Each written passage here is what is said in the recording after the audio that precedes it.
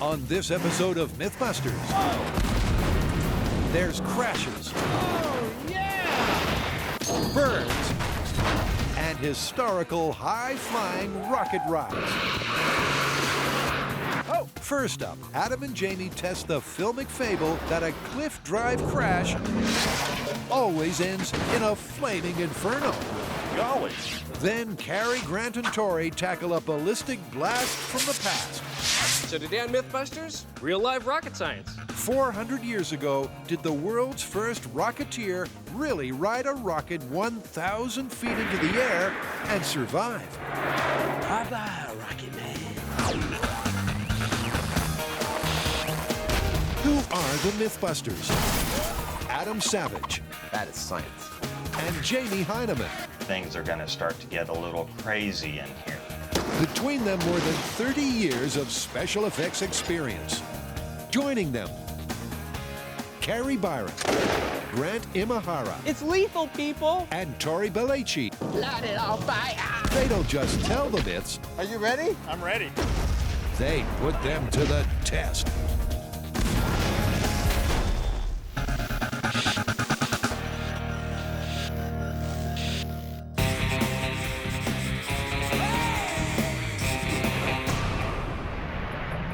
Check this out. So last night I'm watching this action movie and this car goes off a cliff. Really? You watching a movie?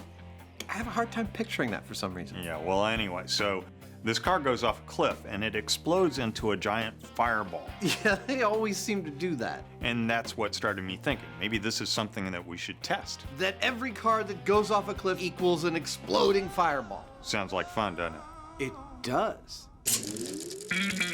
It's a tumbling, tall tale from Tinseltown that always ends with a bang.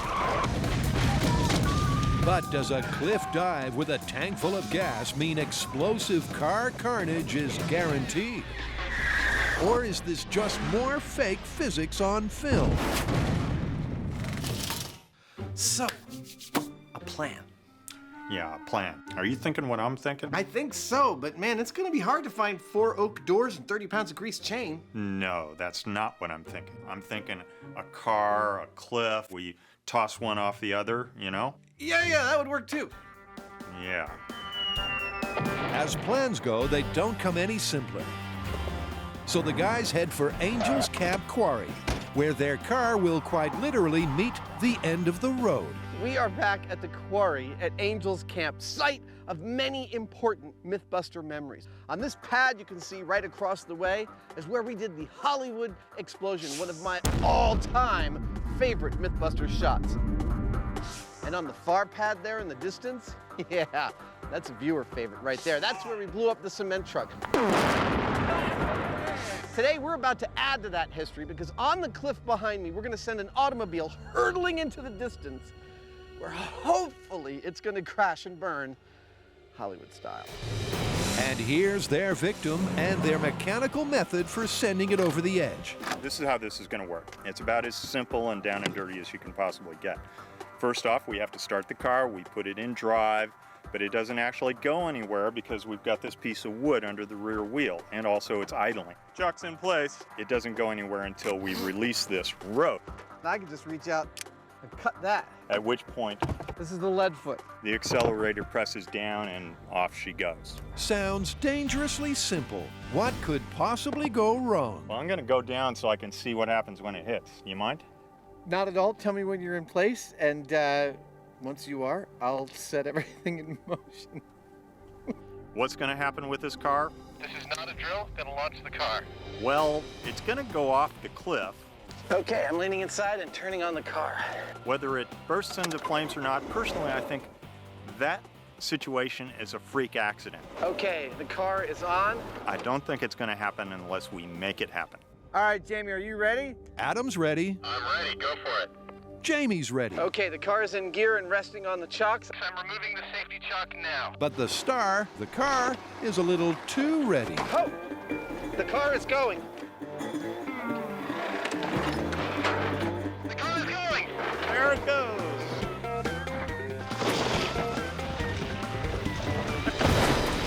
And it stopped. Ah, crap. Was it going full RPM? Over? No, it jumped the chalk and got away from me. Over. Well, there's your problem. Well, that was a bit of a dud. By the way, did it blow up? The car did not, repeat, not blow up. Apparently, it jumped the gun Oh, the car is going. and it went off its chalk before Adam had time to cut the rope, let the weight drop, do what it was supposed to do. I don't know about you, but I think you'll agree with me. If I was the director of this movie, I'd say, that's not far enough. It's only like 50 feet from where the car started. If we're going to get a movie style driving over the cliff and crashing down the hill, we are clearly gonna need a better launch method. A Mythbuster motto is be prepared. So bring in the spare car and cue launch method number 2. And this time, heavy lifting is required. Well, you know what they say, if you don't succeed, try again. So that's what we're gonna do. This time we're using this car. Steering locked. I was hesitating about using it because it's a stick shift, which means I can't just put it in gear and wait till I'm ready and gun it and have it go off. Oh yeah. Plus we had a problem with the chocks, so I put 2 and 2 together and I figured, well, what if we pick this up with a heavy-duty forklift? Okay, that's good. You can kill it. And then we can just get it going, rev it up, and then lower it, and it'll just take off. Simple. Okay, Adam, I'm gonna start the car and get it set to go. Over. Jamie gets the engine going, puts it in gear, and pins the pedal to the metal. Ready and set. So this is it. And never mind the burn. This time, will we even get the crash the myth requires? There she goes. Oh, yeah! Oh! Yeah! Tell me what happened. I can't see from up here. It was quite spectacular. There was a bump, a spin over, a second bump, and then it came to rest probably about 120 feet below you. But no explosion, or I'd see smoke by now, right? No, that's a negative on the explosion. Bummer. Reality makes a crappy special effects crew. Yep, despite getting the perfect car cliff dive, this action movie stunt didn't end with the obligatory explosive bang. And after a little CSI crash scene investigation, Jamie knows why. There's the gas tank. It's hardly been touched. No wonder there wasn't any fire. Yeah, it's perfect. Looking at the underside of this car, it's obvious why it didn't burst into flames. They've put the gas tank in the best possible position. It's protected by the wheels, it's kind of in the middle. If they put it on the end of the car or on the front of the car, it'd be more likely to receive an impact.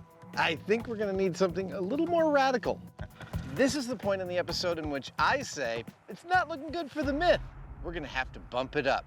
And this is the point in the episode where you say, I think I'll hang around for another commercial break.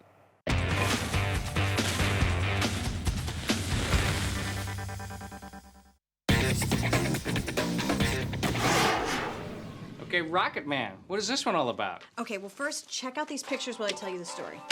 Lagari Hassan was an Ottoman Turk who, according to myth, was the first person to have made a successful manned rocket flight back in 1633. He took off vertically and apparently reached an altitude of 300 meters before climbing out mid-air, opening some sort of wing device and descending back to Earth as the world's first rocketeer. Can you use rockets to send a cage with a person inside of it up 300 meters and then have them deploy some sort of wing to float back down to Earth safely? This build is gonna be awesome.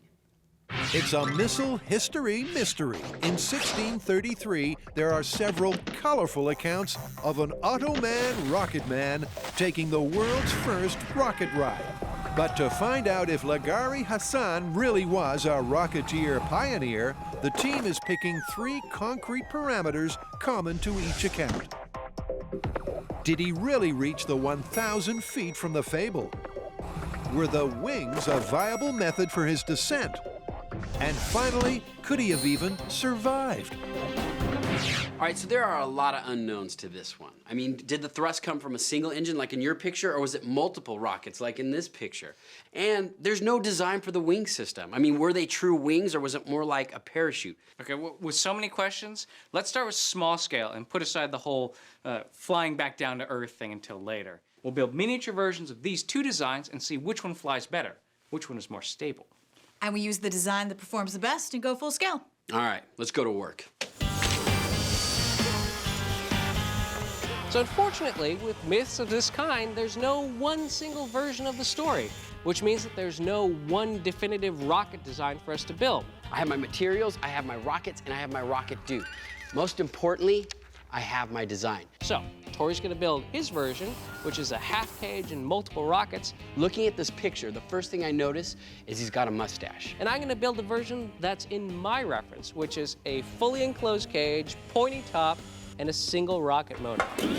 And with the two designs rigged and ready for their maiden test flight, the team heads for the hills and the perfect launch location.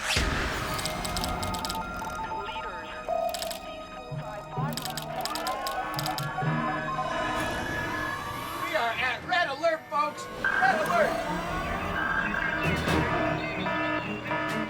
Fully operational, ready to launch. Stand by. Launching sequence. Tango, Alpha, Dagger, Omega. Impact in 3, 2, wait a minute, 1! It was a target destroyed! It was a mistake. What? So we are here at Missile Launch Site 88 in the Marin Headlands, which is part of the Golden Gate National Recreational Area. Now, this facility was built during the Cold War as part of an anti-aircraft missile defense system. Behind me is a Nike Hercules missile capable of carrying up to a 40-kiloton nuclear payload. Gotta love a man in uniform. Now, here's the interesting thing. No missile has ever been launched from this site. That is, until today. Launch pad. Now, the whole point of this small-scale test is to find out which design is the best for when we go build the large-scale rocket. Now, Grant has the cage design with a single engine. I have an open top shuttle, but it has multiple rockets. Now, we know from the past, trying to get rockets to go off at the same time have been a huge problem. Anybody remember 360-degree swing set? Whoa! And Tory's solution to this sticky, simultaneous launch issue is black powder. Don't worry, you will not be forgotten. And remote ignition. The burning ring of black powder should fire all 7 engines at the same time. All right, so we're all wired up, ready for our multi-rocket launch. You guys ready? All right, give us a countdown. All right, here we go in 3, 2, 1. Yeah! That was awesome! I think Tory might be a little bit disappointed in his launch. I mean, it wasn't really everything he expected. You know what? I have another rocket with stronger engines. Maybe we'll get higher than 4 feet. A flight height of 4 feet was distinctly underwhelming, but Tory has a ballistic backup to big it up. So cue launch 2, and this time Tory's rocket has larger engines with much more thrust. 2, 1. Up! Wow, that was great! Go get him! Go get him! Water! Extinguisher! Oh, now we don't have a fire extinguisher. Best part about watching Tory's launch is the fact that we all started running towards the rocket to go get it. Nobody had a fire extinguisher in hand, so it was a little Three Stooges. All right, we're all good. I'm not sure which one of them I am. I think I might be Curly.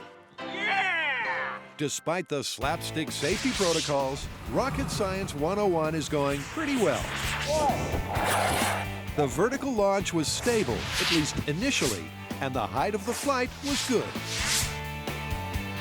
That's the benchmark, and up next for a little ballistic show and tell is Grant. Will his single-engine cage design do any better? Here we go! In 3, 2, 1!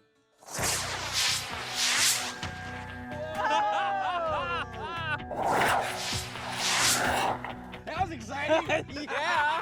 How'd you make it so it would come at us? Yeah, okay. Almost killed the entire crew. So it looks like Grant's design has a fatal flaw, but he wants to make sure. In 3, 2, 1!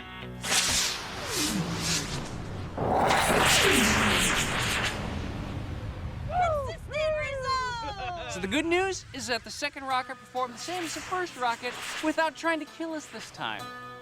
Unfortunately, I still have some lingering stability issues. Yeah, and that's the key. A vertical, stable launch will be the most important aspect of the design. After all, to work, it's got to thrust our Rocketeer 300 meters safely into the air. So I think we've learned some very important things here today. We've learned that the multi-rocket design is a little problematic with the ignition. We've also learned that the weight-to-thrust ratio, very important aspect. Yeah, and we also learned that we need big fins to keep our ships from spiraling and crashing into the ground.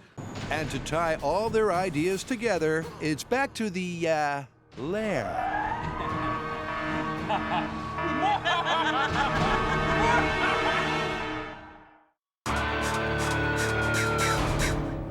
Pay attention, class. We're going to recap here. The myth is that any car going off any cliff will explode into a ball of fire. Now, we've crashed 2 cars so far, and we haven't seen that happen. So, not looking so good for the myth.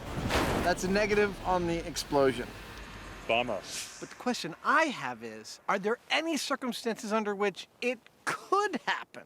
So despite 2 busted cars and 1 near-busted myth, the guys aren't quite done. Down home at the bomb range, they want to know how far from the truth Hollywood has strayed. They're looking under the hood of this myth and asking, under impact, will an exposed gas tank even explode? This whole thing seems to me to be just about the gas tank. Now, based on previous experience, the idea that a gas tank would just explode doesn't seem plausible. Obviously nothing caught on fire. We bathed them in fire, and we still didn't see any kind of a gas tank explosion. That leads me to think that the only way that this is going to occur is if we squash that tank like a bug, and all the gas inside it erupts outward in a big ball of mist, which, if we ignite it, I'm pretty sure it'll burst into a ball of flame. So they're trying to recreate the perfect set of circumstances under which this myth could work. The car lands on a rock, and the gas tank is crushed, spraying the fuel into a deadly mist. That's one big fireball in potentia. And at exactly the same time, the impact of metal on rock creates an ignition spark. To find out if that sequence of events will in fact create a Hollywood-style fireball, they're going to use matches to guarantee the spark and drop 3,000 pounds, the weight of a car, onto the gas tank. Now we're going for a big boom. Ready? I'm ready.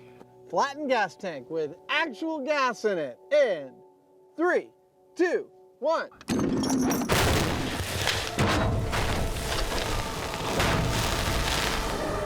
Wow! That was beautiful!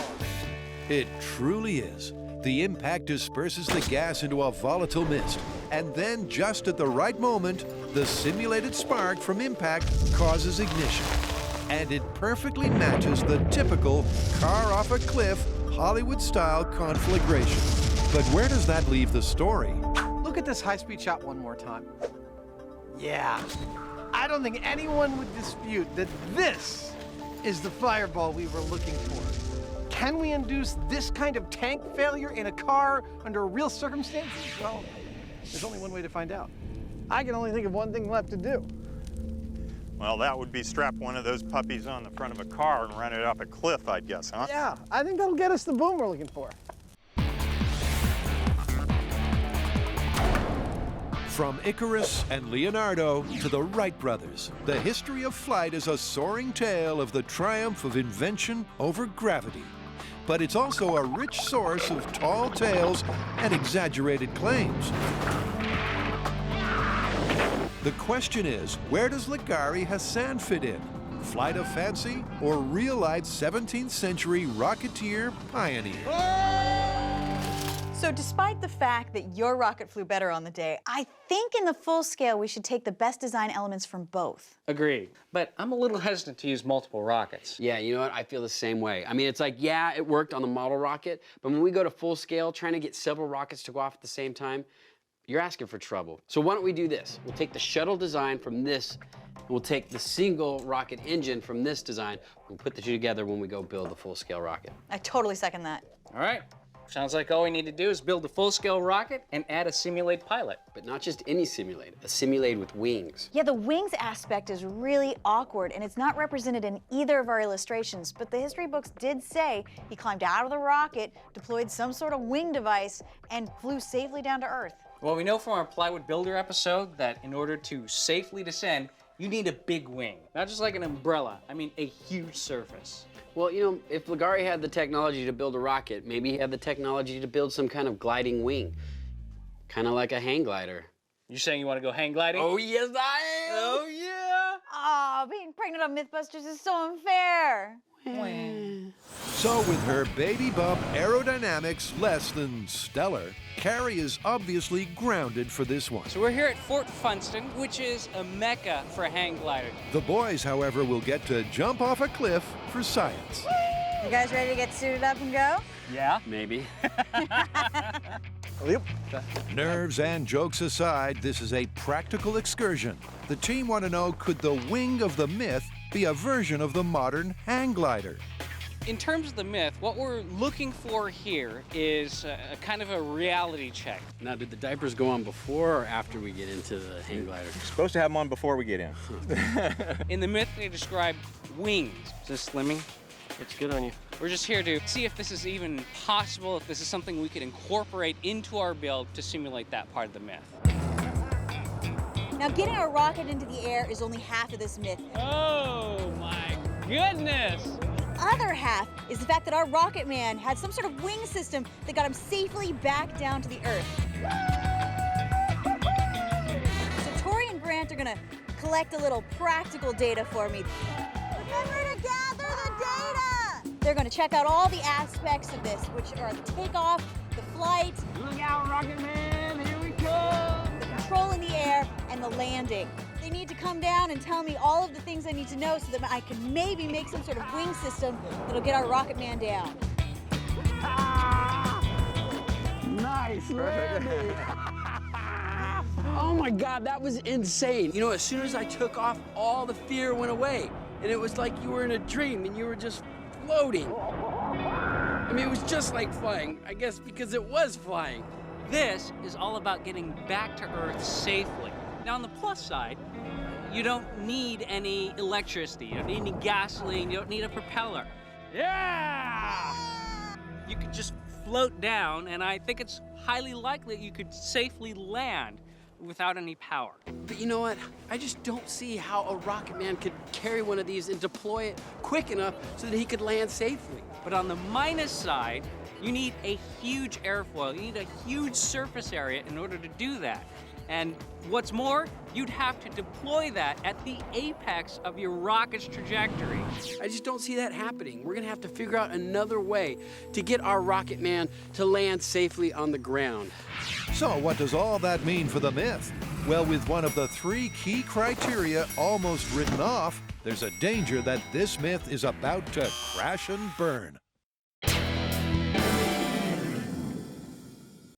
Kari, Grant, and Tory have discovered that, as per the myth, using a wing system to float back to Earth is a breeze. But equally, there is no way you could deploy a full-sized hang glider from the confines of the mythical man-sized rocket shuttle. And that means... Okay, so a huge wing system is out, but there are so many different versions of this myth, and in at least one variation, I heard a vague reference to something that sounded a little bit more like a parachute, and I say we go with that. That would work. A parachute would be a great idea. However, our rocket man is a simulate. How's he gonna jump out of the rocket and pull a chute? Okay, I'll give you that, but let me start working on a self-deploying parachute system. Well, in that case, I think we're ready to go full scale. We'll build the rocket, install the parachute system, go to the desert, and see if this thing works. I just got word. We are not going to just any desert. We got permission to use the White Sands Missile Base. No way. Are you serious? Yes! But personally, I'm not taking any chances delivering this baby out in the desert, so how about we do this? You start working on the rocket and the shuttle, I'll work on the parachute system, and then you guys just take the whole thing out to the desert. Without you? This is gonna be awesome. Yeah! So while Tory shapes the open-top shuttle, Grant will machine the housing for the rocket engine, and Kari will take care of the pilot's self-deploying parachute. By dividing, they're attempting to conquer what is looking like their trickiest and most technical build ever. So today on MythBusters, real live rocket science. I'm going to start out by building the first critical component of the rocket nozzle, with this. Yes, it looks like a giant chunk of steel, and it is. But when I'm done, it's going to be a rocket nozzle. While Grant labors away on the lathe, there's a delivery for Mr. Belleci. Show us! Our rocket body's in! And yeah, he's excited. Rocket Man! It's the body of our rocket. Okay, I know it looks like a big giant steel tube, but use your imagination. Once we get some fins on it, we reinforce the inside, we put an engine in it, we put Rocket Man inside. This is gonna be awesome. We're making a rocket. Cue the patented MythBuster montage. While Tory reinforces the shuttle body to withstand the engine's thrust and adds fins for flight stability, It's starting to look like a rocket. Grant slices steel, grinds graphite, and machines the engine that will hold the propellant to be inserted just before blastoff. So this is a critical moment here. The graphite has to fit perfectly inside of the steel. If there's a slight misalignment, it'd be very bad, because that means the hot gases are going to be off-center, hitting the nozzle holder, and melting away part of it, and potentially causing the rocket to spin wildly. So, hope I get it right.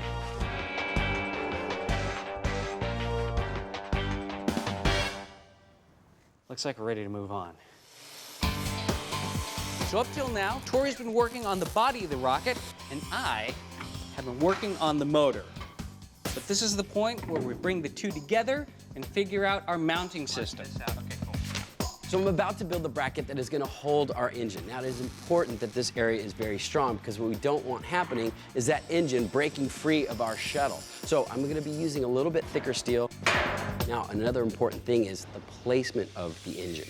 It has to be dead centered, and it has to be perpendicular to the ground, because when we go to launch, we want a true vertical launch. Yeah, we're in! So now the body and the engine are all one as one complete rocket. Now all we need is a rocket man and a parachute to recover him, and we are good to go. So it's over to Kari and her substitute for the wing of the myth, a parachute for our crash test rocketeer. Okay, so I have my canister built, and I have a parachute packed inside. Now there's a few more layers to make this self-deploying system. The next layer is going to be my spring-loaded pilot chute, which takes about 25 pounds of force to completely compress. On top of this, I will have a little bit of black powder sandwiched between the pilot chute and the lid. The pyrotechnic go in there. The way that this actually ignites is I have an electric igniter hooked up to some wires, so that once I touch those wires to a battery, it will blow off the lid. You ever try to pack one of those peanut brittle cans with a snake in it? Oh. Sometimes that happens. The spring will jump out, pulling the pilot chute and then pulling the regular parachute, which will be attached to our Simulade and be able to pull him to freedom. To put the parachute through its paces, Grant and Kari head down to Treasure Island, attach it to the truck, and get set for a test run. Okay, so we're here to test Kari's self-deploying parachute system. We're on a closed-off street directly adjacent to the bay. I'm gonna drive down the middle of the street. Go! Okay. When we reach the mark, Kari's gonna hit the button and hopefully deploy the parachute by blowing off the top with the pyrotechnic. 40. The little guide chute comes out. 55. And the whole thing goes up. 60.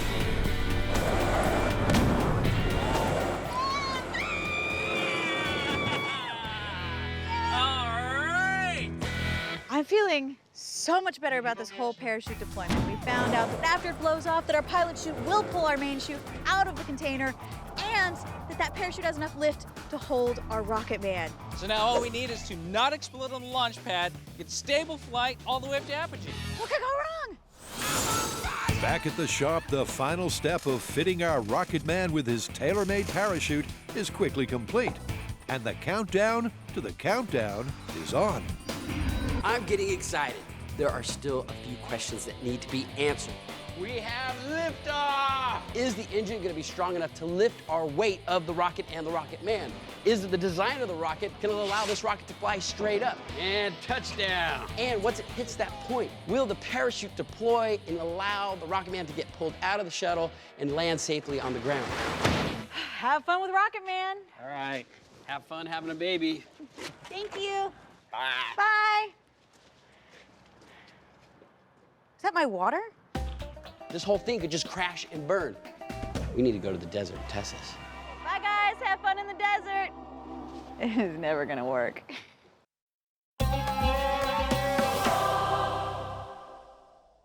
Adam and Jamie have discovered that not every cliff drive dive ends in a bang. But at the bomb range, they found a Hollywood-style gas tank explosion was possible.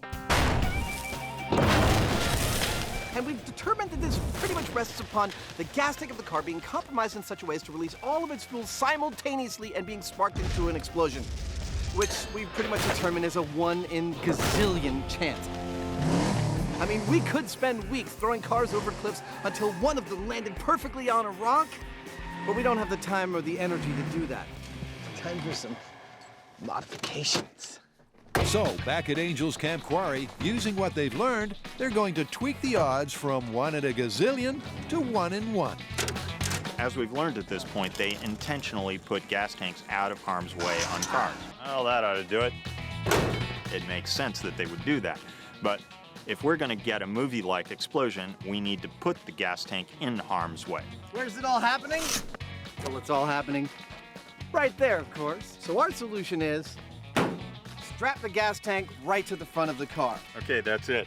All right. For a spark? Yeah, I knew you were wondering about that. We're not throwing it over a flint mountain. No, we're going to use Strike Anywhere matches, like a Christmas present of death, which in this case, I'd like to think of as strike just where we want the matches. Well, I know one thing. If this doesn't replicate the results of the myth, it's not happening. I've got a good feeling about it. I think this is gonna go. Let's do it. And so, with everything set, Adam and Jamie take up their positions atop the mountain with the car and across the valley for the perfect view. All that's left is for Jamie to get the motor running, remember to take off the park brake, and stand back.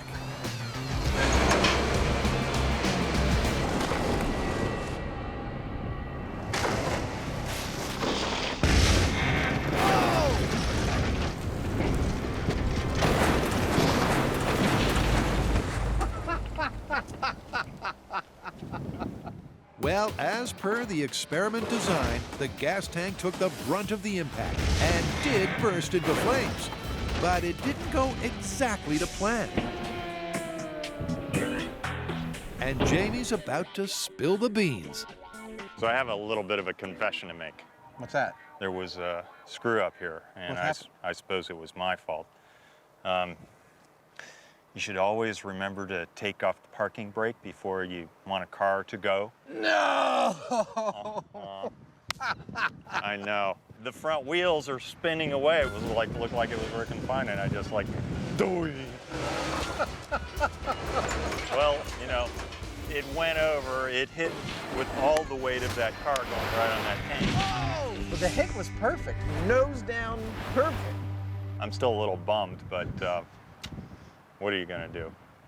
So they didn't get the distance they were looking for, but the result is still valid. The car went over the cliff, crashed, and burned.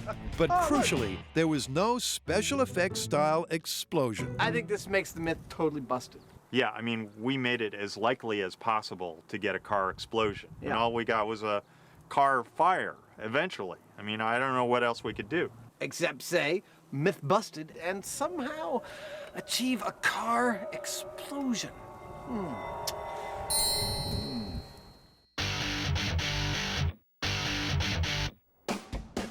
Tory and Grant have deserted Kari for a deserted destination in the desert, the White Sands Missile Range. Can you believe we're actually using a real working launch pad to launch our rocket? So what makes White Sands Missile Range a really great choice for our experiment is that they've got a lot of space. It's crazy. All right, let's get the beast out. I gotta go to the bathroom. It's 40 miles in one direction and 100 miles in the other direction. But another great thing is that this is actually a historical site. Behind me is the launch gantry for the V-2 rocket, which was critical to the development of American rocket and missile technology. It led to the first pictures of the curvature of the Earth, and eventually to the Apollo space program. This rocket science is fun. Which, by the way, put men in space, which is pretty much what we hope to do today. Good. Into space may be a tad ambitious, but matching the key criteria of the myth, a flight height of 1,000 feet and a safe, survivable descent is within their sights. So I'm here at Ground Zero. This is where we're gonna launch the rocket from. Got the shuttle right here. Inside is gonna go Buster, along with his parachute system, and then the engine goes in the bottom. Now, for safety, we have to aim the rocket downrange, so off of vertical. And to do that, we need a guide rail. What I have here is a 12-foot pipe. This pipe will slide through these rings, which is attached to the rocket. Once we get the rocket to that 85 degrees that we're looking for, perfect, I will weld it to the trench plate. This way we have stability for at least 12 feet till the rocket gets off of the guide rail. Now all we need to do is grease up the pole, and then it's time to load up the rocket motor. Cue Aerojet. With over 70 years designing and perfecting solid and liquid state rocket motors, they're the perfect people to help out. All right. Okay, so what do we got? Well, we have our 2 propellant cartridges. The propellant is a mixture of ammonium perchlorate, aluminum powder, and a synthetic rubber binder called HTPB. That's exactly what I was thinking, right? Sounds good to me. And after a quick explanation of the ignition system, Well, we're going to be using BKNO3 bag igniters. Grant and Tory quickly grasp Contains boron, potassium, that this really is rocket science. But the last bit, they get. Then we'll wire everything together, flip the fire switch, and away Buster goes. Oh, we're gonna have fun. Oh, and in case you're wondering why we're not using black powder, here's Grant. So we're using 15 pounds of modern-day solid rocket propellant, which is the direct equivalent of the 140 pounds of black powder that's stated in the myth. That'll give us a burn time of 3.8 seconds, 950 pounds of thrust, and resulting in just under 2 Gs of acceleration on the rocket man, which is a prerequisite for survivability. Which means they're ready to lock and load. Okay, here's what we got. Steel motor casing. Inside of that carries 2 propellant cartridges slide right in, one right after the other. On top of that is an igniter. The igniter wires go right down the middle and out the nozzle. On top of that is an insulator plate, a spacer, and then you bolt on the head cap. You take that whole assembly over to the rocket. Okay, it's cool, it's cool, it's cool. Whew, that was close. We connect up the wires, and we are good to go. Beautiful. I'm starting to get excited. We got the rocket on the launch pad. We got the motor installed. Now all we need to do is dress Buster, put the parachute deployment system in place, wire it up, flip the switch, and then it's bye-bye, Rocket Man.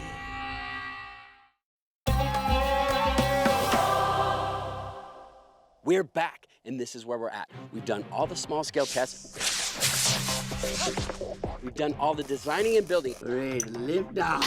And this is the best design that we've come up with for our full-scale test. Now it's time to test this Turkish myth. Was Lagari able to build a rocket with 17th century technology, launch himself 1,000 feet into the air, jump out of it, and land safely to Earth with some kind of wing system? I'll go get the pants. When did he get duct tape underwear? Well, that is what we're about to find out. After an unfortunate makeover session, our Automan Rocket Man looks the part. Perfect. Looks great. But it's not those period details that are troubling Grant. So there are a few difficulties with the historical account of Lagari Hassan's flight. First of all, the 140 pounds of black powder that he's supposed to have used as his propellant would have been extremely dangerous to handle. Not to mention containing all of that explosive force and converting it to thrust would have been extremely difficult. Dude, this is almost it. You ready, Rocket Man? Second, the materials that we have available today, all the modern steel alloys and all the fabrication techniques like welding, he didn't have any of that. Now, that having been said, we've chosen the propellant to have the same thrust characteristics to the amount of black powder that he had. Second, we've taken all the historical accounts, all of those renderings, all of those drawings, and used that to design our rocket so that it has a similar shape and similar weight. Give us a little slack over here. If this rocket doesn't fly, I find it very difficult to believe that Lagari Hassan would have been able to do it in his day. Ready to go? Ready. All right, which way? That way. Now, we've been asking the question, was Lagari able to do this? But the real question is, why did he do it? Was it to impress the ladies? Probably. Was he trying to impress his fellow man? Maybe. I know one thing, he wasn't using it for transportation. He was just showing off. Good luck, man. I'd keep my arms in at all times if I were you.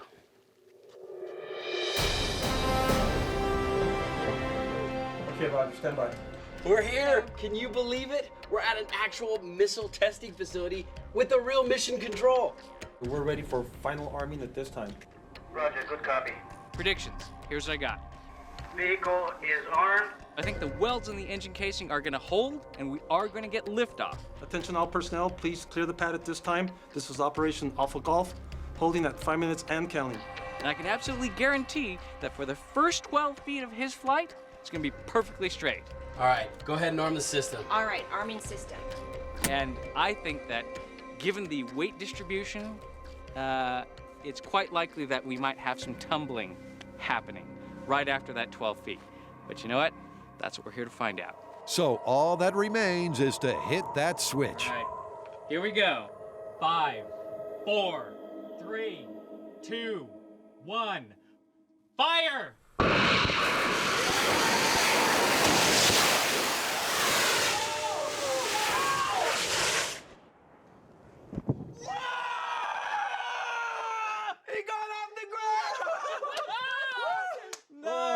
A successful launch? Oh yeah, Rocket Man had the ride of his life.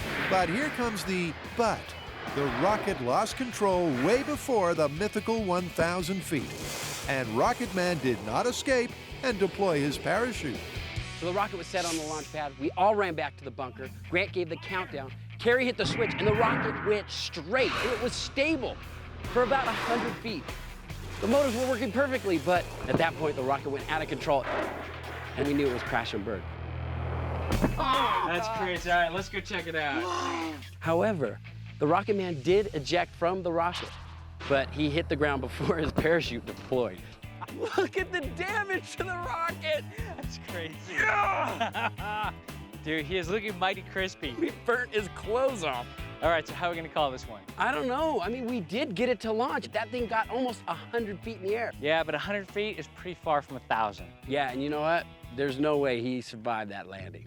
Well, let's take the footage back to the shop. We'll have a look at it, and then we can decide. All right, I think that's a good call. So tell me everything. It was great. We made it off the launch pad. Smooth takeoff exactly as predicted, and we made it up to about 100 feet. Yeah, but at that point, everything went wrong. It burst into flames, started spiraling out of control before it smashed to the earth. And our Rocket Man? Crashed and burned. And when I say burned, I mean burnt to a crisp. So we didn't reach the 1,000-foot altitude we were looking for, and our Rocket Man did not safely sail down to the Earth. Nope. So how are we calling this one? Bear in mind, we gave this myth the best possible chance of working. High-performance, state-of-the-art rocket motors, modern materials, and we even replaced the highly suspect wing system with a modern parachute. But I think we still have to call this one busted. Well, hang on. What about all the historical accounts? Apparently this actually happened. Well, as we know, just because it's written doesn't mean it's true. I mean, look at Archimedes' death ray, for example. Plus, there are so many stories around this myth, and none of the evidence matches up. I mean, they can't agree on the design of the ship, they can't agree on how many motors were used, how high it went. I just don't think there's enough evidence. So unless somebody unearths some actual evidence, we're calling this one busted. Busted. Unfortunately, Lagari's rocket design, from the weight distribution to the aerodynamics, just won't fly. Busted.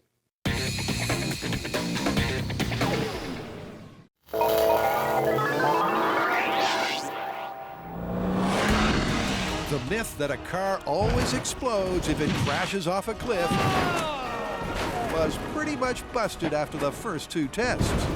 Reality makes a crappy special effects crew. The gas tank, the heart of this myth, is protected deep in the car's understructure to avoid just such an outcome. Even putting the gas tank front and center failed to provide the mythical Hollywood-style explosion. I think this makes the myth totally busted. Which just leaves the classic MythBusters result replication. How exactly do they do it in the movies? Right, now, here's my vision.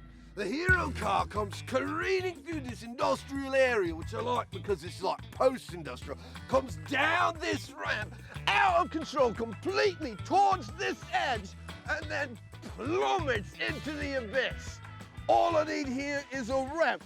Where's my ramp? So the ramp will ensure the perfect crash. And Frank will bring the burn. Hey, what do you need? Well, I want to run this car off the cliff and have it blow up when it hits the bottom. Okay, lots of gasoline, a little bit of explosive. It'll give you a magnificent explosion. Works for me. And what works for Jamie is 4 single-gallon bottles of gasoline wrapped in detonation cord. We're ready to load the car now with the gasoline and everything. One coming. So we'll put a couple guys in there, get our gas position. There you go. Get it tied down with the wire to the cleats and run the ring main line down the middle toward the trunk. And then once we get it all into position, we'll hold until we cap in. Let's do it and be safe. All right. So 3 cars down, and I think we're all in agreement that reality is not nearly as exciting as an action movie. I know, I'm just as disappointed as you. But this, our 4th and final car, rigged with 4 gallons of gasoline, some explosives, and wireless trigger. Once it starts driving down this ramp towards this abyss, we're going to trigger the explosion that we want. My prediction, mayhem. Mayhem? For sure. But Frank runs a tight ship. It'll be controlled mayhem. And on cue. Okay, Hollywood-style car crash. All the systems are in place. 3. In any second, 2. some real Hollywood action's gonna happen. 1. Hopefully, right in front of me.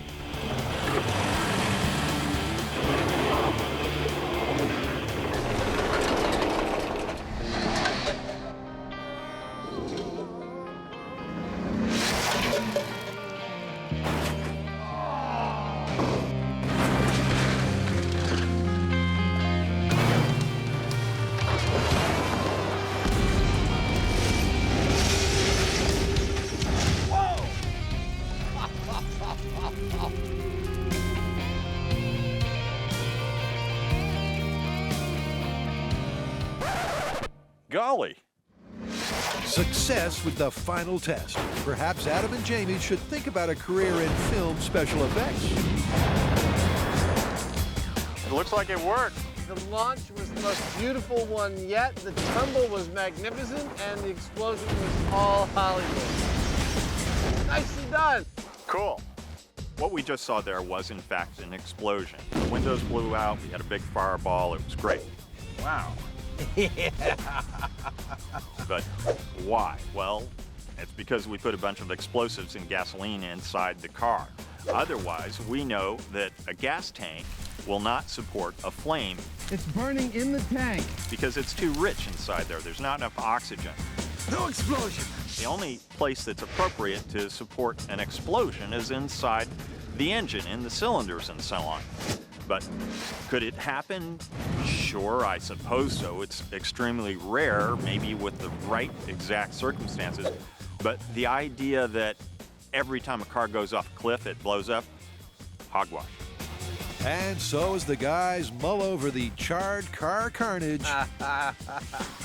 Nice. it's clear that Hollywood hasn't completely fictionalized the physics of a crash and burn. They've just turned a 1,000,000-to-1 shot into a silver screen certainty.